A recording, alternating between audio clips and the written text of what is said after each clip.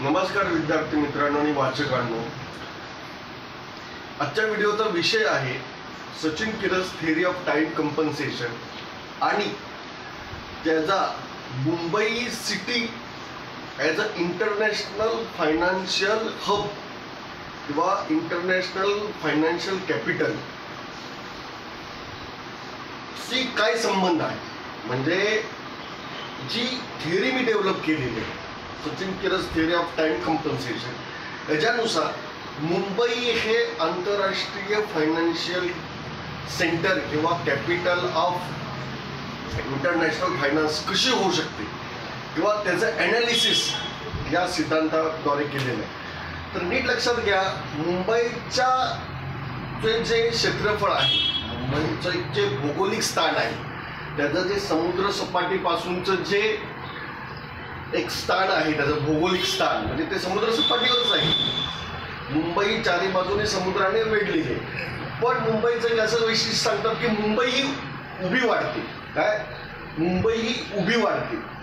उभी वाढते म्हणजे तिचा साइन रेशो उभी वाढते, याचा अर्थ उभी व्हर्टिकल डिस्टन्स जे आहे ते साइन रेशो म्हणजे या जगामध्ये according to Sachin Kiras theory of time compensation दोन मूलभूत रेशो आहेत, एक साइन रेशो आणि एक कॉस रेशो। हे दोन्ही रेशो टाइमशी संलग्न आहेत आणि हे दोन्ही रेशो संपूर्ण युनिवर्स गव्हर्न करतात, साइन रेशो आणि कॉस रेशो। तर मुंबई व्हर्टिकली वाढते, उभ्याने वाढते। किंवा दुबई सारखं शहर असेल, दुबई शहर हा माझ्या अभ्यासाचा विषय नाही, कारण का मला त्या शहराची तो मला जास्त अभ्यास नाही, मला मुंबई शहराचा जास्त अभ्यास आहे। तर मुंबई शहर जे आहे हे व्हर्टिकली वाढते, म्हणजेच त्याची डिफरेन्शिएट होण्याची क्षमता जास्त। जी गोष्ट व्हर्टिकली वाढते का नाही, ती तिच्यावर सनचा पॉझिटिव्ह इफेक्ट असतो। सन इंटिग्रेट्स आणि मून डिफरेन्शिएट्स, तर ती डिफरेन्शिएट होण्याची त्याची कॅपॅसिटी जास्त असते। आता डिफरेन्शिएट होतं म्हणजे काय?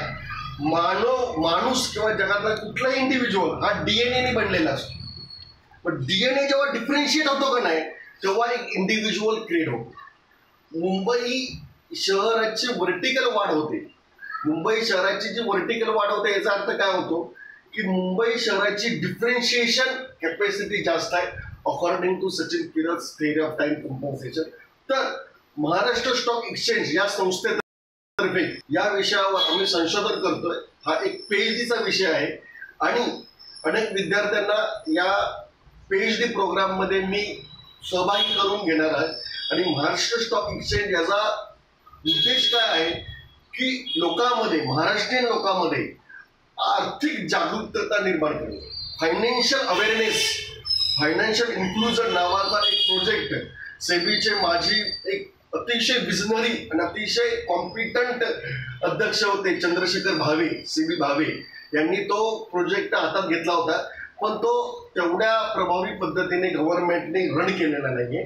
तर मी महाराष्ट्र स्टॉक एक्सचेंज या संस्थेतर्फे लोकांमध्ये फायनान्शियल अवेअरनेस क्रिएट करण्याचा आणि अर्थशास्त्रामध्ये मूलभूत संशोधन करण्याचा प्रयत्न करतोय। तर या रिसर्च प्रोजेक्टमध्ये विद्यार्थ्यांनी सहभागी व्हावं आणि याविषयी मी डिटेल्समध्ये माझ्या पुस्तकामध्ये लिहिलेलं आहे। त्या पुस्तकाचं नाव आहे Newton's laws of motion must be modified, Sachin Kiras theory of time compensation, sun integrates आणि मून डिफरेन्शिएट, हे त्या पुस्तकाचं नाव आहे। त्या पुस्तकामध्ये एक महत्त्वाची केस स्टडी आहे, तर वाचकांनी या प्रकल्पाची दखल घ्यावी आणि हे पुस्तक वाचावं ही माझी नम्र विनंती। थँक्यू, धन्यवाद।